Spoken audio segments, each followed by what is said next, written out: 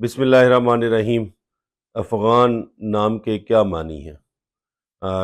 इसको हम ना सिर्फ इसके मानी को देखेंगे और किसी हद तक हम इसको देखेंगे कि इसकी तारीख़ी या जोग्राफियाई वजूहात क्या हैं।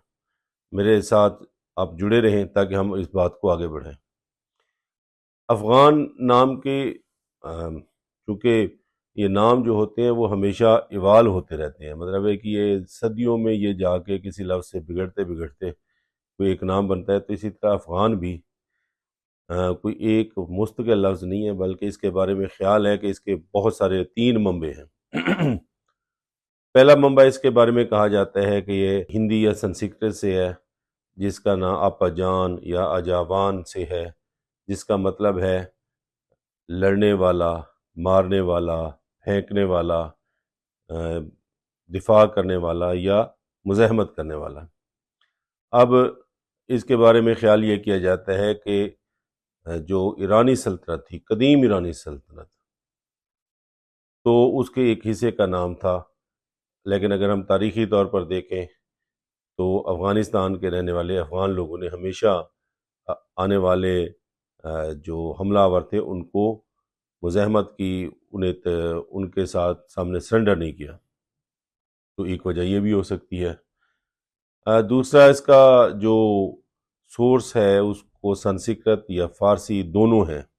संस्कृत में इसको कहते हैं कि अस्वा, या फ़ारसी के अंदर जी कि इसका जो है वो अस्प जो है, अस्फ या अस्प, दोनों के संस्कृत में अस्फ के मानी घोड़े के हैं और ईरान की ज़बान के अंदर भी अस्प के मानी घोड़े के हैं। तो असवाकान जो है इसका एक मंबा समझा जाता है, जिसका मतलब है घोड़े, घुड़सवार, घुड़सवार मुसल्लह आदमी या घोड़ा पालने वाला।